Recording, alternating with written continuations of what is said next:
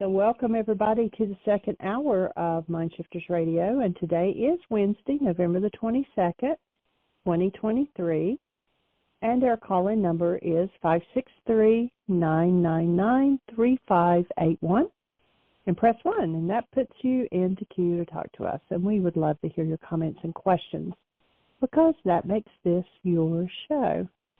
And we'll give Michael a moment to get dialed in. He's actually downstairs cutting up onions. We're getting together tomorrow at my daughter-in-law's house and my stepson's wife's grandfather, actually, at his house. And everybody's bringing different dishes, and so Michael and I have been busy doing homemade pumpkin pies, and he's in charge of the gravy, and then we've got baked beans and different things going on. So we're doing most of the cooking today so that after the radio show tomorrow that we can take off and go to his house. Hope that everybody's, if you've got plans to get with family,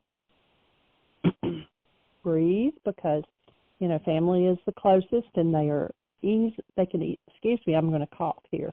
Let me mute myself. There, I didn't want to cough in your ear. So we hope that everybody that will call in tomorrow will have their gratitude to pass on, to share with us, because that's what we're going to share, is what we're grateful for. And we have so much to be grateful for. Actually, the exercise program that I'm doing in the mornings on the treadmill, the guy, he calls it a gratitude walk, and he talks about being grateful for so many things, and that if we just change our mind, I mean, part of it almost sounds like he's done this work, because he says, you know, you can look at an opportunity instead of letting it bring up your frustration, that it is an opportunity to grow and to look inside, to look at it differently.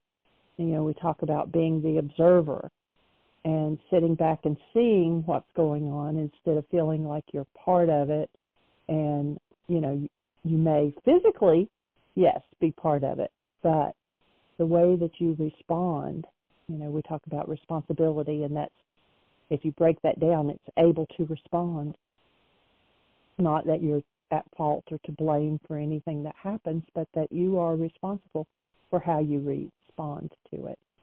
And, you know, you can bring love to any situation and change the whole situation.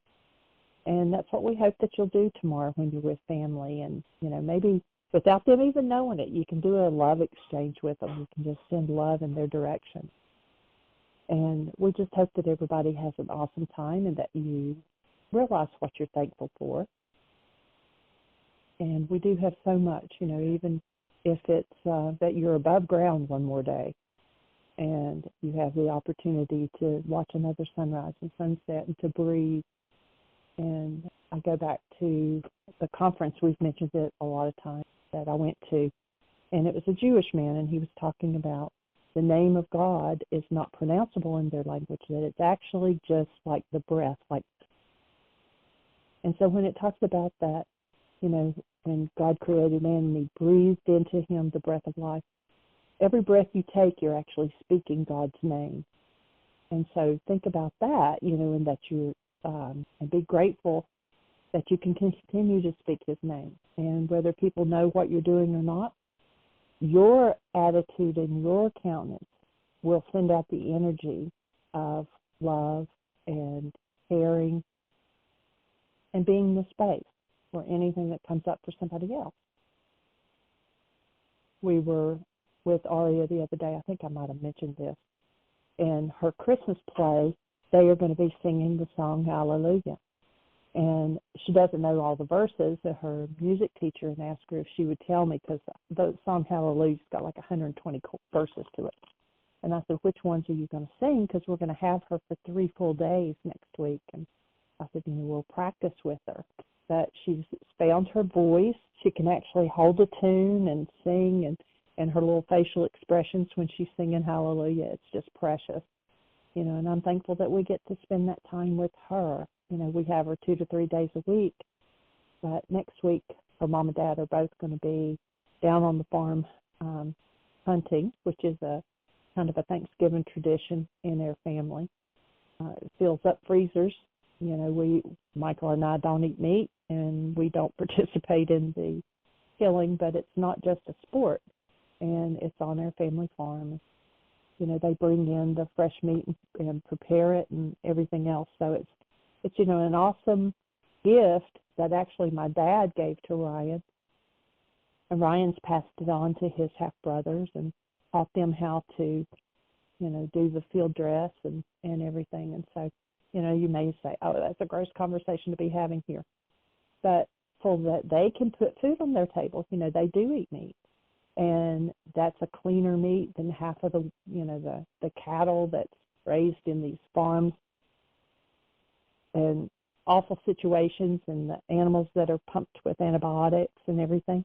So it is a cleaner meat. So if they're going to eat that, then it is absolutely, you know, a good way for them to go. So anyway, they're both going to be doing that together for 3 days. And so we get Arya. She'll be back in school, but we'll have her at night, and then we'll be taking her to school each morning and picking her up in the afternoon, and taking her to ballet and gymnastics, and, you know, she's got a full life. And so she keeps us hopping, and we are thankful that we're able to keep up with her. At 5 years old, she's got more energy than, I don't even remember having that much energy, but she is definitely a blessing. So have your gratitudes, if you're going to call in tomorrow, ready to share. If you're not calling in tomorrow, perhaps you'll share them today, and that would be awesome. What we plan on doing is, you know, we're going to open the show with gratitude tomorrow and share our part, and then if anybody has something to share back. And if nobody has any questions, we are going to cut it short tomorrow. So, you know, be ready to call in and participate. Ask your questions. If you're having a challenge in getting together with family and you need some support in that, you know, that's what this show's here for, is to support you in whatever area you need. And we appreciate you being here, appreciate you being part of this work. And so Michael just came back upstairs, so he'll be dialing in here in just 1 second. And I'm going to go ahead and Susan's hand, I think, is left over from Dr. Kent, but I'm going to go ahead and turn on a microphone and say hello. How are you today? Hey. Hey. I'm fine. I'm sitting here thinking, what am I grateful for? I'll tell you today, because I might not be on the radio show tomorrow. My sister and my husband and I are going to a diner. I don't have to cook, and I don't have to wash the dishes. You know, because my mom did that probably the last 4 years. She would say, I'm going to just take everybody out to eat. And it was usually at Cracker Barrel, because there's some places that are not open on the holiday. But we did that a lot.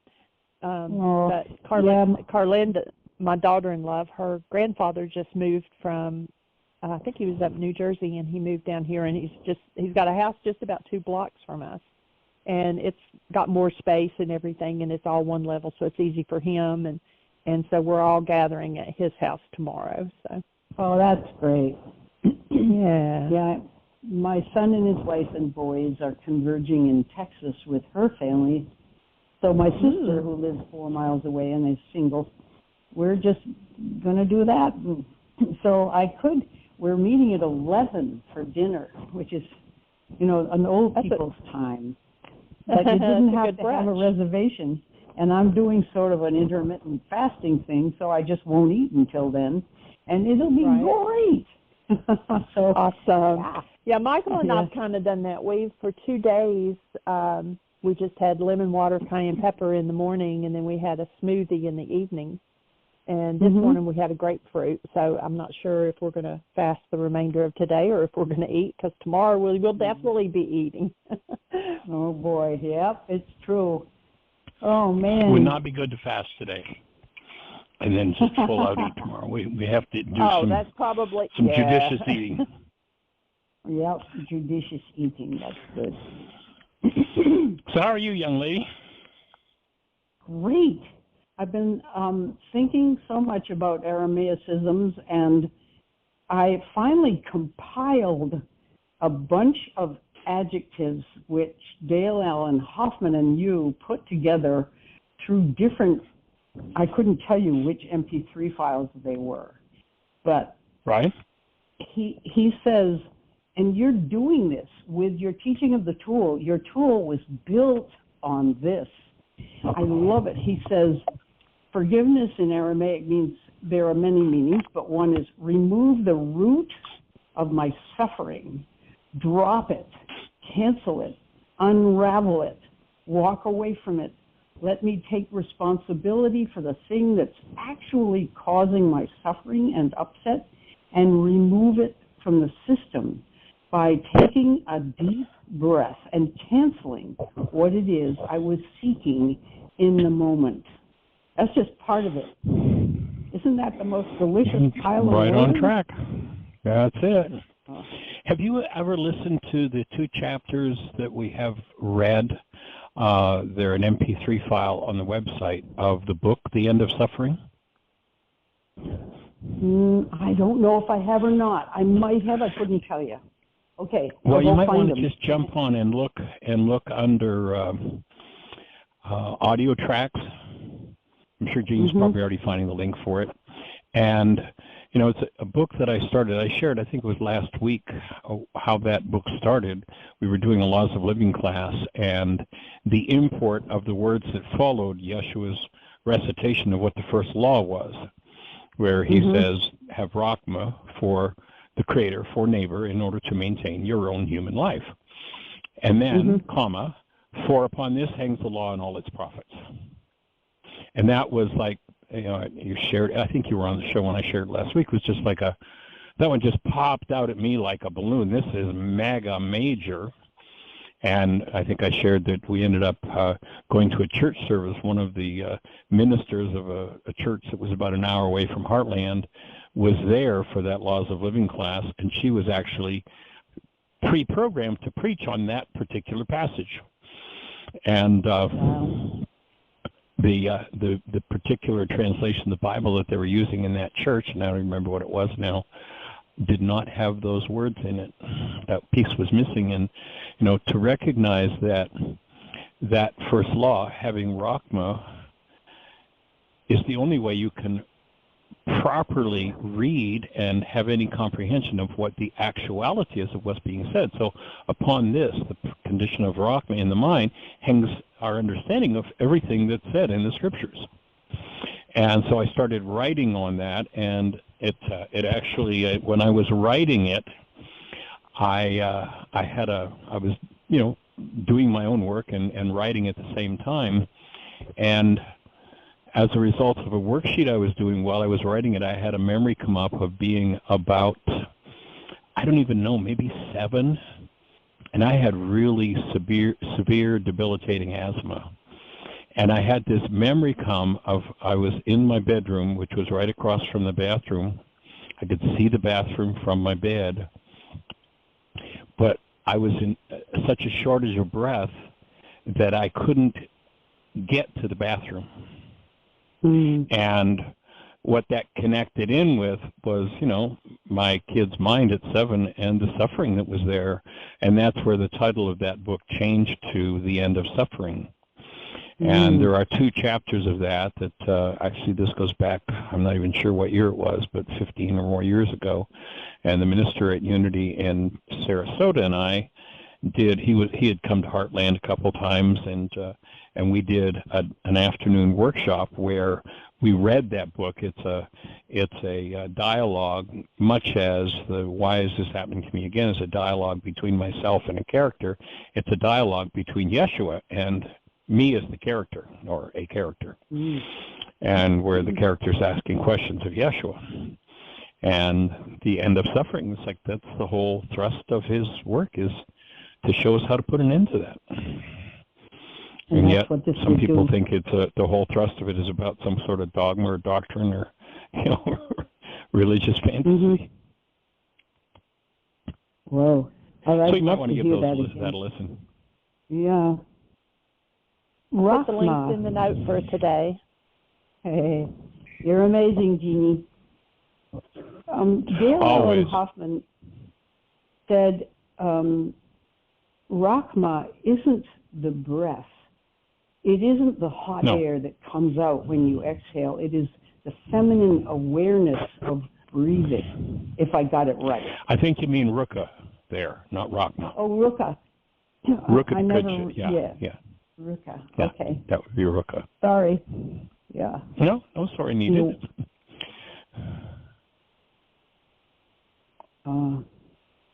So I have a question, and I had it for selfish reasons in the last hour. I asked Dr. Tim, and he dismantled something very fast.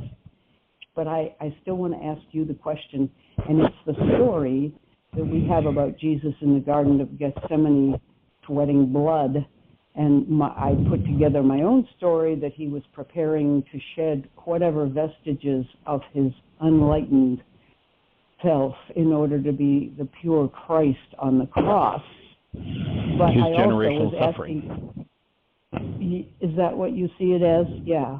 That's what my take would be, that he's gone into directly, fully into his genes and opened fully the veil of the temple. And, it's around that time that they'll talk about the veil of the temple must be rent in twain. He's opening that veil, that barrier, into the deepest parts of his own unconscious, which is his genes, and cleaning them out. And as a naturopathic physician, when I see that looks like a very deep level healing crisis, the sweating of blood. And that's where the real work was done. Whoa, he took that on. Wow. Well, he took it on. That's the lore, too, that he took on all of our sins, all the generations. I never thought of it that way. I was thinking that I would have to go into my own garden.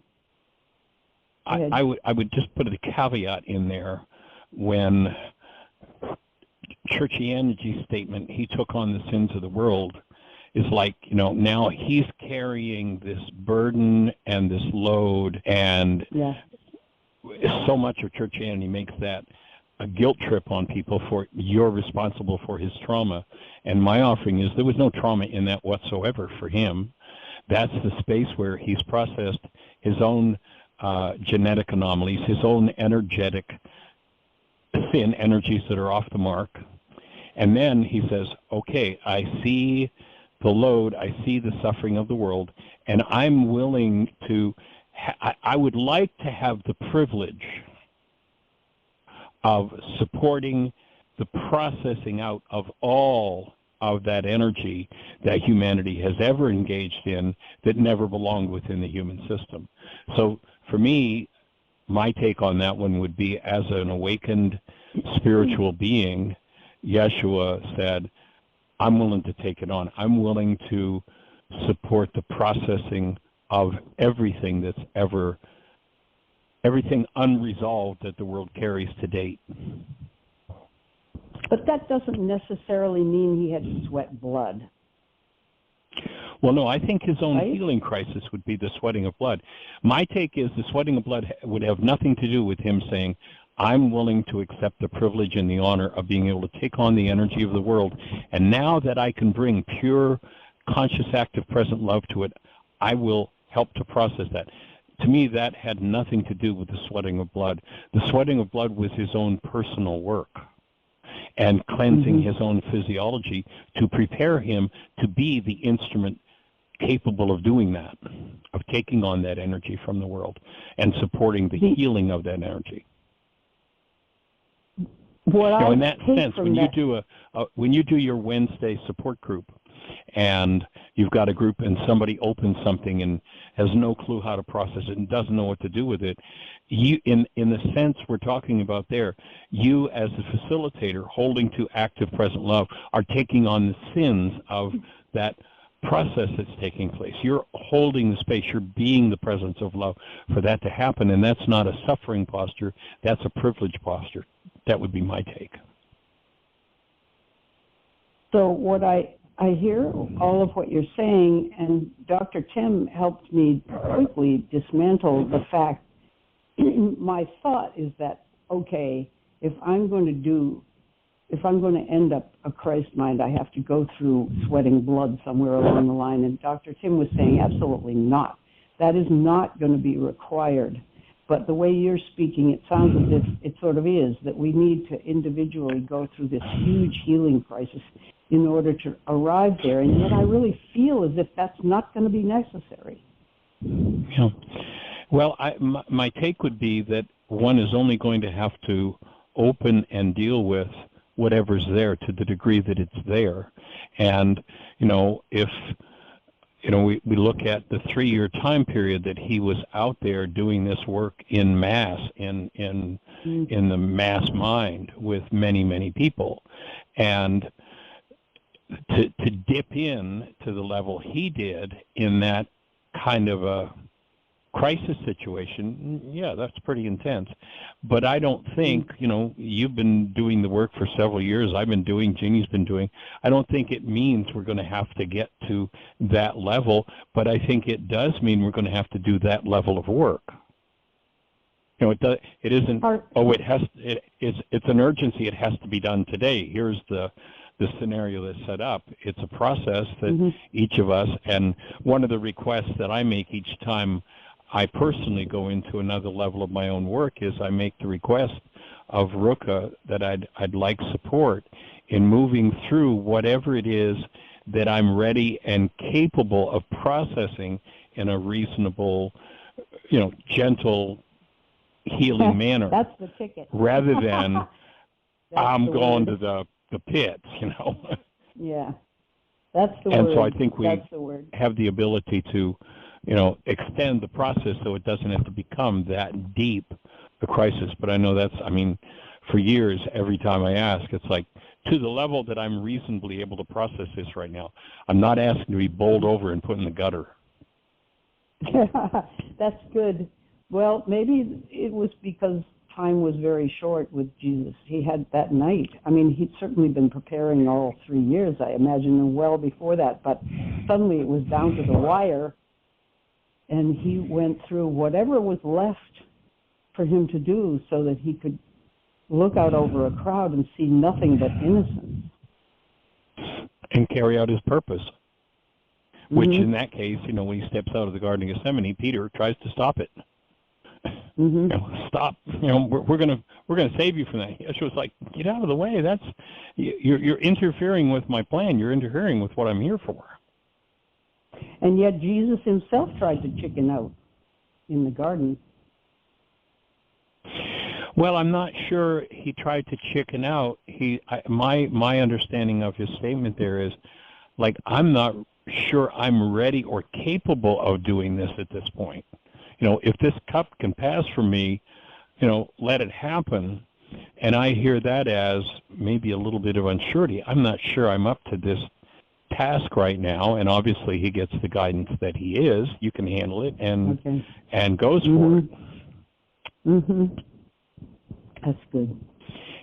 And then steps out in the first demonstration. Well, the first demonstration is to point out the definition of Satan, which is Peter trying to get in the way, thinking in the mind of man, rather than understanding what's really going on. And then when the archenemy, the person who's going to have him mercilessly slaughtered, shows up, offering that man healing rather than doing what the ego mind would do, and that is lash out with punishment and inflicting trauma and pain. Because there's none of that in him, he just stands as the space of love with the man who's going to have him mercilessly slaughtered. Hopefully the day of needing to be mercilessly slaughtered for the work is finished. That, we've got enough of the critical mass happening that day has passed. That's what I hold. For your sake and mine. Yeah, right. No kidding. Oh.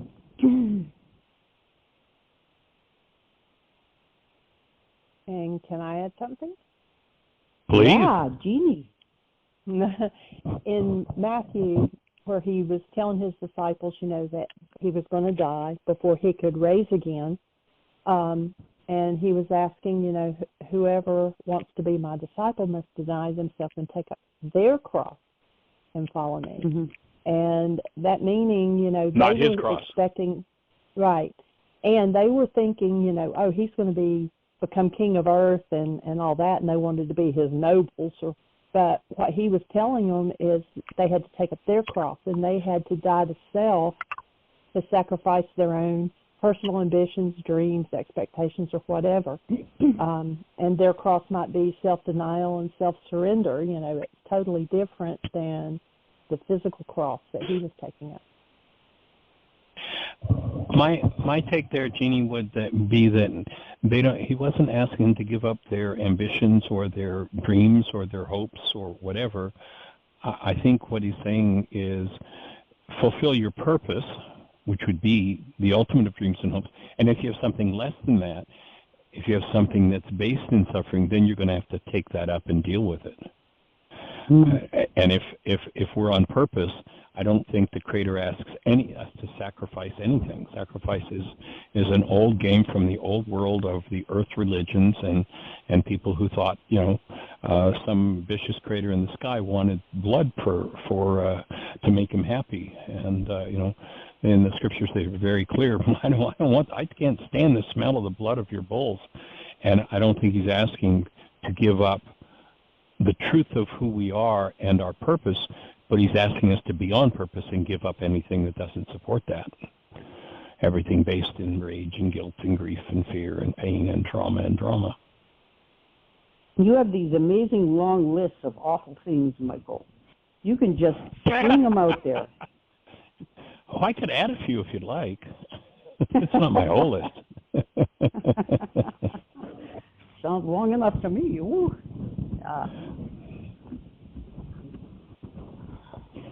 So does that get to the kind of the core of the question you were asking, or at least yes, open the space for your right. guidance to come in for Rukha to teach you what it is that you know? One of the biggest pieces of the puzzle to me that I hear that sadly has been turned backward for most people is that truth is an equal access employer. Truth is available.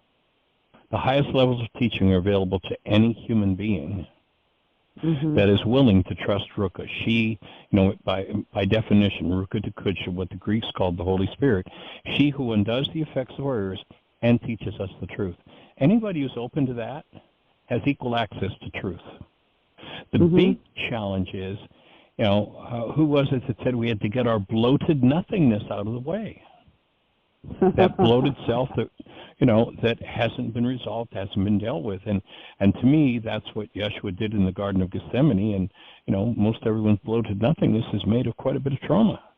And it has to get out of the way. And once that's out of the way, every one of us, the one who will ultimately teach each and every one of us, is inside of us, waiting for us to be in the space of willingness.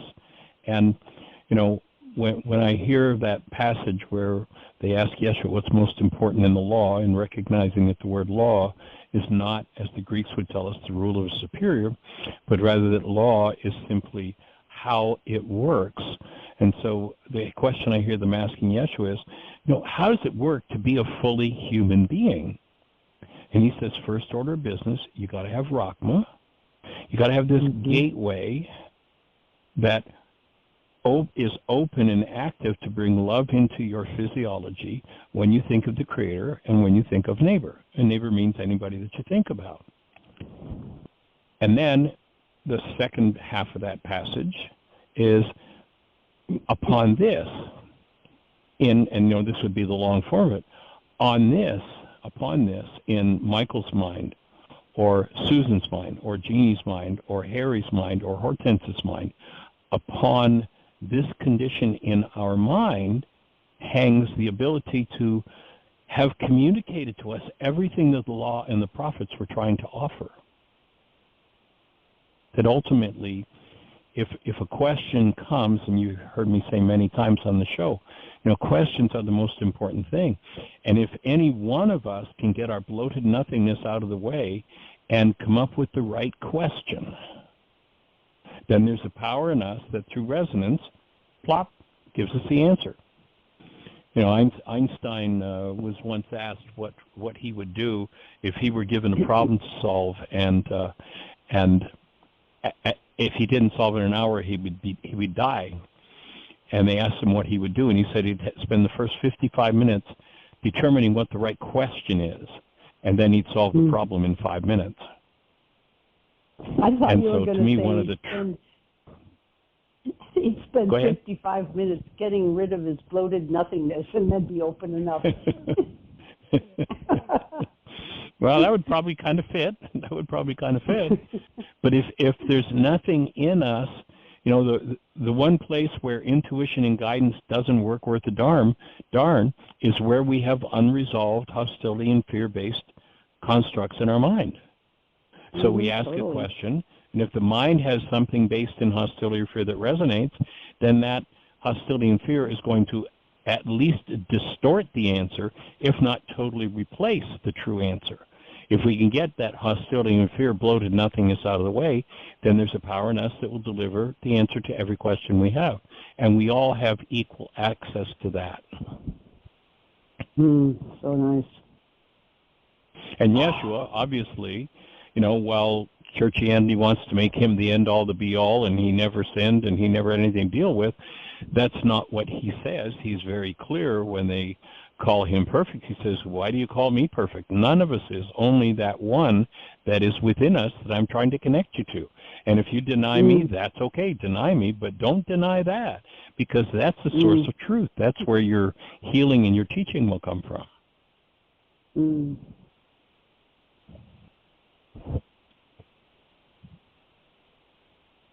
So rather than attach us to some external teacher, including him, his thing was to connect us to the same teacher that he had, which was Rukha within. And we're all designed to have absolutely equal access to that, even though we've had it pounded into our heads that we're worthless sinners and, you know, all the garbage that goes with the misinterpretation and misunderstanding.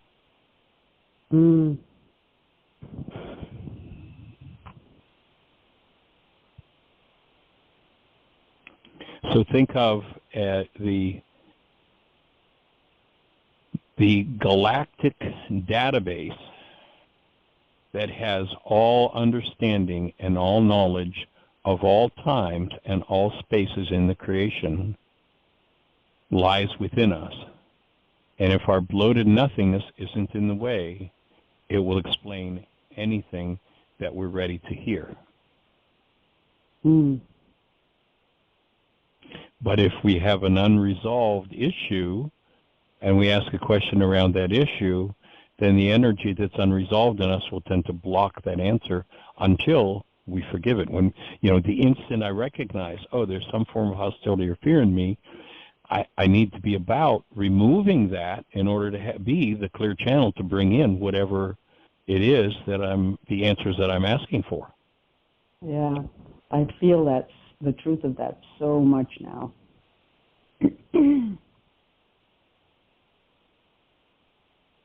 And the bloated nothingness shows itself in all kinds of ways.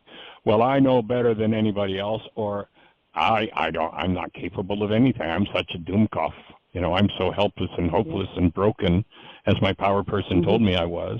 They're the things that get in the way, and therefore are to be forgiven. Yep.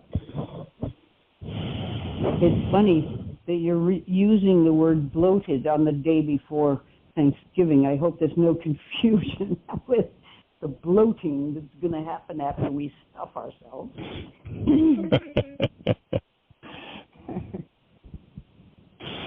Self-control. Yes. The healing of gluttony.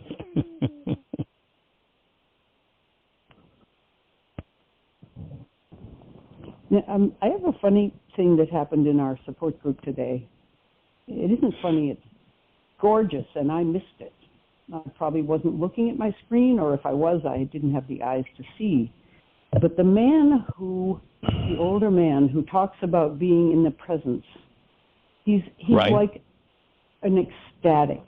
He's an amazing guy. He said, did anyone else see hearts coming out of Tim Bingham's chest while just a few moments ago? Did anybody see that, or am I just seeing a hallucination? And another woman spoke up, who is also this amazing soul. She said, I saw it, and she described it, and then he said, exactly, that's what I saw too. And Sweet. I didn't see it, and the others didn't see it. And so, of course, I started beating up myself, thinking I'm not pure enough to see it and all that stuff. All that needs worksheets. But on the other hand, I just think it's an amazing thing that happened. And I don't know where to put it in my categories. It's quite wonderful. Sounds like Tim Bingham tapping into his holiness, wholeness, his pure state of being. That's pretty awesome. Congratulations to him. I know. He did a couple of wake-up sheets the other day with Dr. Tim, and it has borne fruit sort of sideways. He isn't doing the wake-up sheets, but he's practicing having a relationship with his 4-year-old self and nice. Finding different ways to interact with him. And it's funny, but it's sort of spilling over into our relationship, too. He did a very, very loving thing to Michael. Tim has a back that's not in great shape, pretty good, but he has some muscle tightness. And Michael has serious back trouble, and Michael's been using the Cadillac of desk chairs down in the basement. And yesterday, Tim Bingham said, I'm going to get him to give me that chair. I need that chair. And I said, Tim, you can't take that chair from him. He needs that chair. And he said, I need that chair. It's my chair. So this morning, or last night, he yelled down to Michael, Michael, I need to come down there and get a chair. And he went down and get a straight back chair that is also down there. He didn't bring up the fancy chair. And I looked at him and I said, you are being such a good boy. And I was picturing talking to a 4-year-old, and he beamed like a 4-year-old. And it's almost as if the 4-year-old psyche has waked up into our presence, and I see him, and Tim feels that's him. That's awesome. Isn't that That's awesome. Thing? Yeah. It sounds like you should rush right over when we're finished the show and touch the hem of his garment. I know. Here's that, and then the hearts are coming out of his chest. I'm thinking, okay, my usual garbage comes up. He's way ahead of me. I'm going to fall back. He won't want to be with me anymore. All that garbage. I'm looking at it and thinking, chuckle. Yeah. Bloated nothingness pops right up alongside the wonderful stuff. Yeah. But you know what? And just for healing, that's all it comes up for. I know. And I remember having in this thing it says, give up the goals, which you've been saying all along. How did the Dale Allen Hoffman, he said, remove it from the system. Remove whatever it was I thought I wanted from the system. One of the goals I've had is to be joyful. And I gave that up, and now joy is finding its way in. It's natural. All by itself. Yeah. It's a byproduct of doing the stuff. Yep. Doing the work. Well, and, when I have a goal that resonates something that's unresolved in me, whatever part of my mind it's in, the gateway into that which inhibits my joy or happiness or pleasure or delight, whatever it is, that is what allows me to go into that part of my mind and remove that content. That's how I access the unconscious part of it. Where Yeshua, what I hear you saying is you're following the directive of Yeshua, who says, take care of the heart, the unconscious, for out of it are the issues in life. And the key way into it, the reliable way into it, is just look at whatever the goal is and cancel the goal, collapsing the construct that's based in pain, accessing the pained content directly, in the presence of love and dissolving it. And then the natural result is like our natural state comes back. Yeah. Mm-hmm. And the roots are back in the soil where the rose was supposed to keep its roots. The roots are back, established again. Yes. Yes. Our natural state is what we're designed for. And it doesn't matter if we're getting old. It doesn't matter. None of that stuff matters. Age doesn't matter. Nothing. Of course, I'm thinking a lot about age, approaching 80. It doesn't matter at all. What a fun age. Yeah. Best yet. 70s and 80s are, according to research, some of the most brilliantly productive years of a person's life. And that's in a culture where people have no idea about the work. Do the work in the 70s and the 80s and the 90s and the 100s and the 110 will become even more delicious at each turn. Give up, forgive the things that we're killing ourselves with, the very capacity for any form of hostility or fear, and death is gone. We're not designed to die. It is not in the design. We're designed to heal. Our physiology is designed to regenerate. And we were given control of it. If we decide to put blocks in and stop it, then we can put blocks in and stop it. And we've got a culture that has taught us literally from the womb to the tomb to put those blocks in. So remove the blocks and there's nothing left to kill us.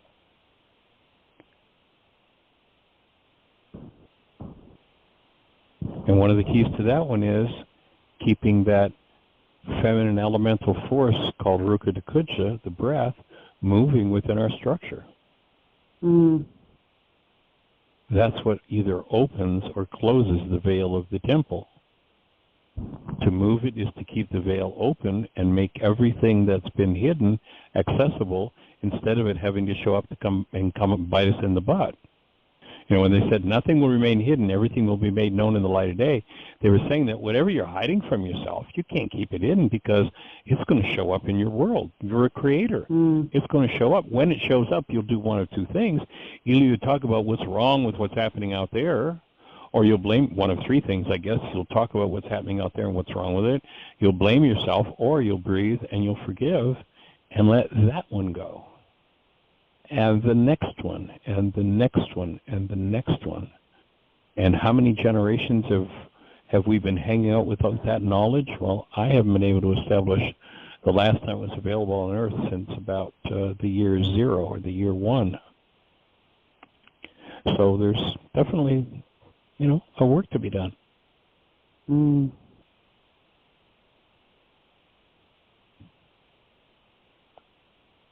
So joining you in that work. The best. It is. It's awesome. What a privilege. To me, one of the byproducts of the work is just more and more, and, the people that I work with, as you're saying, more and more people are like, life is just so precious. To have a human life is like, wow. And so many people, they do nothing but they've got something to complain about. And they think the reason they're complaining is outside them and have no idea that it's inside of them. Because it's all projected. It's all painted on the inside of one's eyeballs where one sees it. And seeing as how it's on the inside of the eyeballs, people think it's actually out there. And it's not. There are results out there that are a result of massive numbers of people holding to the world of trauma. So yeah, there's lots of trauma out there. But one by one, as we choose to no longer engage, put an end to suffering, then we are on the other side of the equation and become the space that can support the processing that needs to be done. Take on, not in a suffering way again, but to literally be there for the person who's willing and doesn't have the vitality to do it for themselves, to be there as the support, to be the hem of his garment. Mm. And each of us can be that for the other. If we do our work, if we're mired in our own trauma and drama, no, can't be much help to anybody. All you'll get is negative feedback. All you'll get is power person dynamics, repeated. And if, of course, you point out those power person dynamics to someone, they go nuts and, pile everything up, and they want to blame you rather than go, oh, that's something inside of me? Oh, I can breathe into that and work through that one. Sweet. Thanks for letting me know. But in denial, the one world religion, members of the one world religion of blame, oh no, there's always somebody to blame. So it's a membership card that virtually everybody has to give up.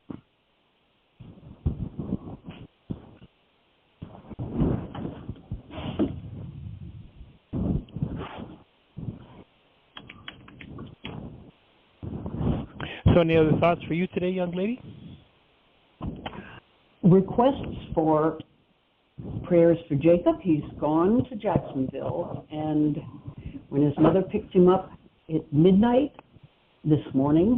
early this morning, she said he was just wonderful, very gentle, appreciative, seemed good. So, nice. And he's been warning that there's going to be a lot of drama because he's been angry at an older brother, Lukey, who's doing very well. Right. And he's ready to rip Luke's throat out, cancel his thought. But I think so far it's going well. But anyway, it's an exciting time. Kids are getting together after a lot of healing. And anyway. Sweet. There might be some value in offering him a little bit of a shocking thought. What? And that is, Jacob, what I know is true is you are not and you have never been angry with your brother Luke. You're just angry. Yeah. That's all, Luke. You've got anger, and you can keep living with that anger, or you could take responsibility. Notice you put that anger into your brain's image of me. You put it into your brain's image of your mother. You put it into the brain's image of who and where and when and why and how, your dad, and you're just angry. You're an angry kid. So, and what that means is that you're addicted to the chemistry, the anesthetizing chemistry of anger in your physiology in order not to feel what the pain is underneath it. And when you can let go of that, you'll heal that pain. You'll be finished with it. You'll have no need for it. Just that thought of, I don't believe you're angry with him. You're just angry. And what's the underlying pain that you're covering up? My brother doesn't treat me the way I want him to. My brother doesn't confirm my lifestyle. My brother, whatever the 1,000 goals are. Yeah, there's tons of that. So holding a space that, if that conversation's appropriate, that you can have it with him and he's open to it, and it just opens another whole window of healing for him. If you're the connected space of love while you're sharing that, and there's any willingness at all, he's going to just, that this field's just going to open and step into a massive process. Wow. And we'll certainly lend the hem of our garment to that healing. Thanks.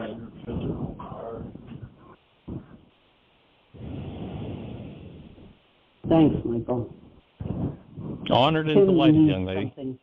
I'm gonna keep listening, but I'm gonna get off because Tim Bingham is doing something here. Well, tell him we said hello and acknowledge that sweetheart that he's been reflecting into the world. Thank him for us. All right. Okay, I will. Okay. Blessings. All right. Take care. Bye-bye. Thanks. Bye. All right, Miss Jeanie, we've got about 12 minutes, I think. 11, yeah. 11. So we've got time for another really good conversation if you're out there in listener land. Did any of that interaction resonate anything for you? Anybody that's listening? Thoughts, questions, anything to share? Let's have a hand go up and say hello. Or maybe even start us off with an early what you're in appreciation of for Thanksgiving, what you're thankful for. You know, it's interesting, the research that's been done in the medical community and in the psychology community, that the healing power of gratitude is enormous. Just by shifting one's mind to gratitude, I think it's another major pathway to healing.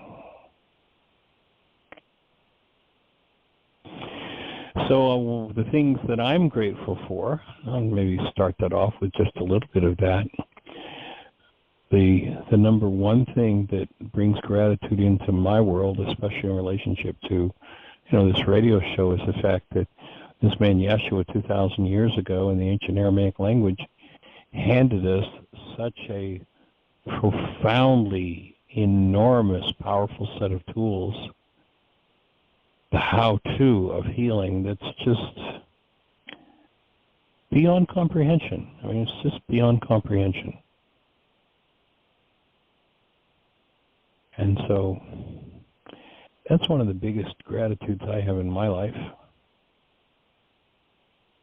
And then I have this young lady that's on the other end of the control panel who brings such blessings to my life, Jeanie. You are such a gift to me, and I extend my grandest gratitude in your direction for being a part of my life. Thank you.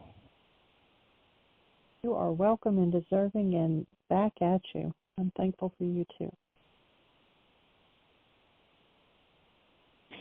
And for each set of ears that's listening, that we get the opportunity every day to have this conversation, to engage your questions. And please, as you're going through your process, if you're doing worksheets, or you're doing something, some tools from some totally different teaching, it doesn't matter, but the space opens and questions come, keep a notebook or have a file on your phone that you just pop those questions in and come to the show with questions for discussion, because it opens space for all of us when everybody participates, rather than just being a monologue from my point of view or Jeanie's point of view. We'll, in responding to, answering, dialoguing around questions or thoughts, we will bring everything we have in the way of understanding from the last 50-plus years of development of this work. And we invite your participation. If you're listening and you haven't, pushed one in a long time, think about it in the next, day or two or 3 or 10. What contribution might you make? A question? You got a hand up? An experience you've had? Share it with us. Let's say hello to the caller. It is Belinda, 541. You're on the air. Oh, just a quick little response to your asking for a hand up. A couple of things. One, thank you very much for extending that gratitude to Jeanie, which reminds me, I can do that to my sweetie too, because keep practicing it until it's 100% true in my heart. That's how I feel. And another thing, we'll hold the space for that. Yes, please.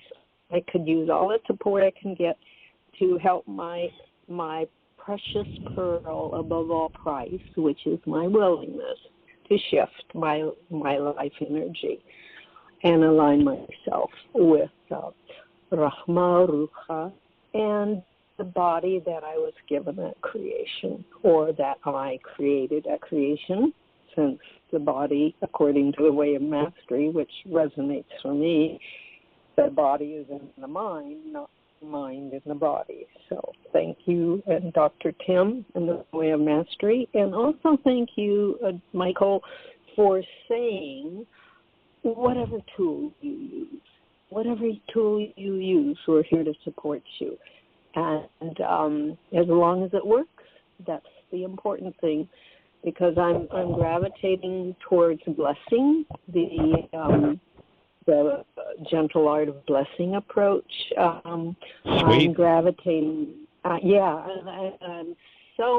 getting so much help from Tim Bingham's 2 worksheets and Dr. Tim's response to that, how he helped to support him through those.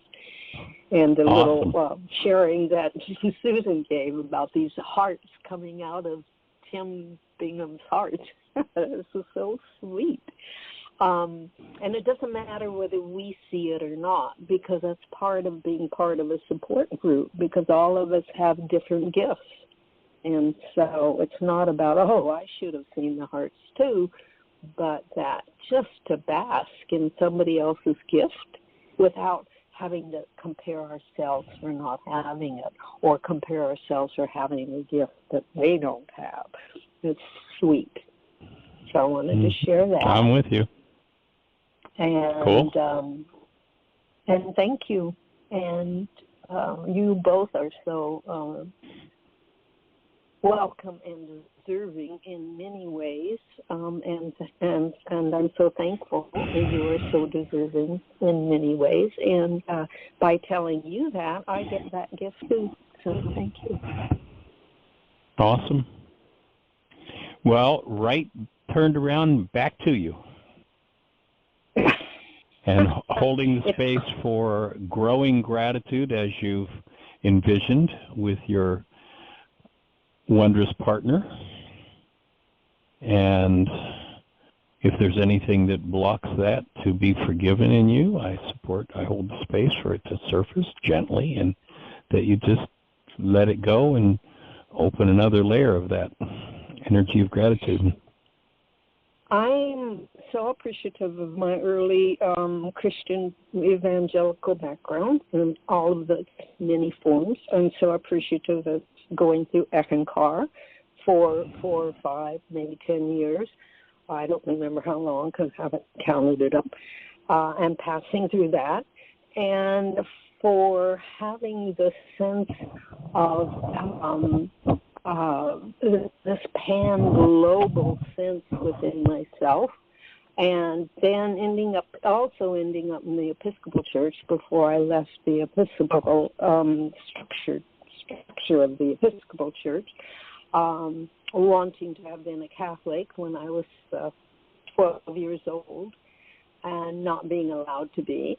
All of those, and being in Catholic school a couple of times in my life for maybe 2 years or 3 years, and all of those added up are such a sweet progression or a sweet process of coming to realize that we're just, it's like we're little hermit crabs with all of this debris on our backs, and we're just about dropping debris as we go along our little path. It's sweet. And keeping the essential shell, not a shell in the literal sense, but the essential soul self, and growing in that process. It's so sweet. I don't know if that makes sense or anything. I always see these silly images. Oh, that makes sense. Absolutely. Getting back to my 4-year-old child. Mm-hmm. I'd invite you to maybe give up the thought that those images are silly, because what happens when we open intuition is the mind is able to receive communication in many ways that do not fit with rational beliefs. But if rather than giving them a label like silly, even the minor condemnation of it, when we're open, information that explains what is beyond the possible concepts that humans have formulated to date. Information, when we're open to that, accepting and approving of that, can come to us and open whole reams and realms to us that otherwise are closed down to the mind that it has to be rational the way the world wants it to be. Just being open to receiving that information. And images, when we do intuitive development intensive, we invite people to allow things to come as colors, as symbols. We actually do a practice of colors, of symbols, a practice of bodies of water to give people the opportunity to experience things in ways other than they've been taught to experience them through the senses and the rational mind. And that just opens realms that the average person can't access. So I support you staying with that image, loving it, appreciating it, and having fun with it. Well, I'd love to share you what's in my head, what I see, the picture I see when I say silly. I don't have a negative feeling that not as far as I know about silly. For me, silly was having fun. For me, silly was playing in the sandbox and doing silly things, or being an adult when I was in a 12-step program with another 12-stepper where we got out and we played airplane together on the road in front of my house. That's sort of how I see silly. So Cool. I wanted to share that with you, because when I see Sweet. silly, I see little kids having fun. Awesome. But Cool. I appreciate Well, what I'm you with you. said also. Yeah, I appreciate what you said too, because I to remember that other people have different interpretations for those symbols we call words. So I keep that in mind too. Sweet. Awesome. Well, the phone has just spoken in my ear to tell me that we're in the last 10 seconds, so the show's going to cut us off. I'm going to say thank you, everybody, for joining us. Your thoughts, your questions, your answers, your ideas. Have the best year yet of your eternal life. So, Linda, have a blessed day. Take care.